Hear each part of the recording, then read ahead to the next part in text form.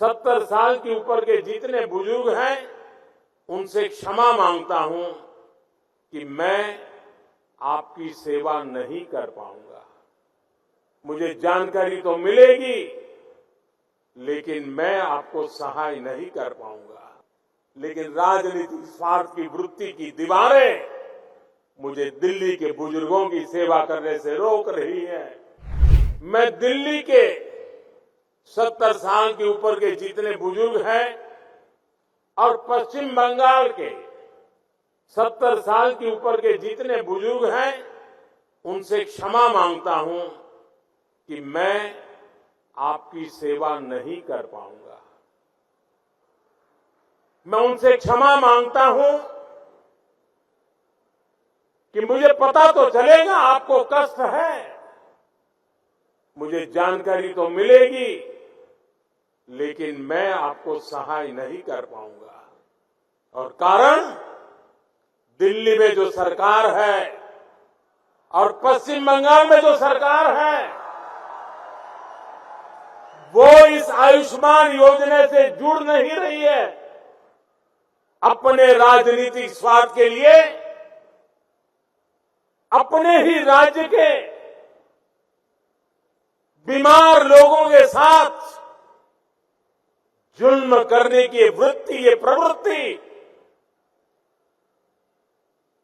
मानवता की दृष्टि से किसी भी तराजू पर खरी नहीं उतरती है।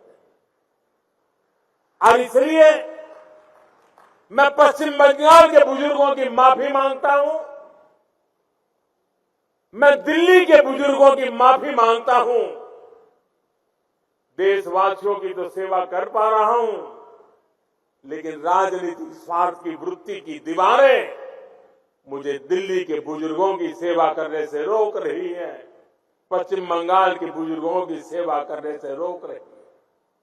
और मेरे लिए ये राजनीतिक पहलू से मैं बोल नहीं रहा हूं, भीतर एक दर्द होता है कि जिस दिल्ली से मैं बोल रहा हूं,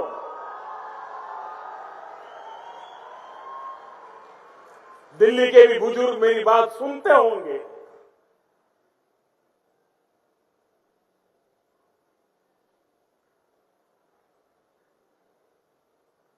मेरे दिल में कितना दर्द होता होगा।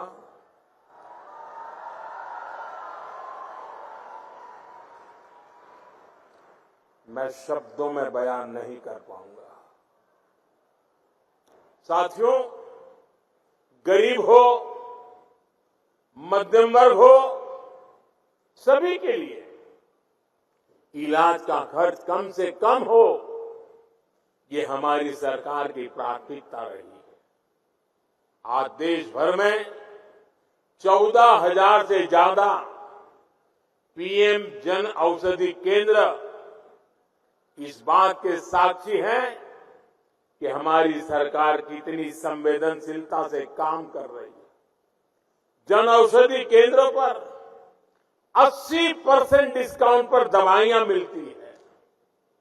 अगर ये जन औषधि केंद्र ना होते तो गरीबों को, मध्यम वर्ग को अब तक जो दवाइयां बिकी है उसके हिसाब से मैं कह सकता हूं कि 30,000 करोड़ रुपया उनका दवाइयों के लिए ज्यादा खर्च हुआ होता, उनके 30,000 करोड़ रुपए बचे, क्योंकि जन औषधि केंद्र से दवाई मिली, 80% डिस्काउंट में मिली।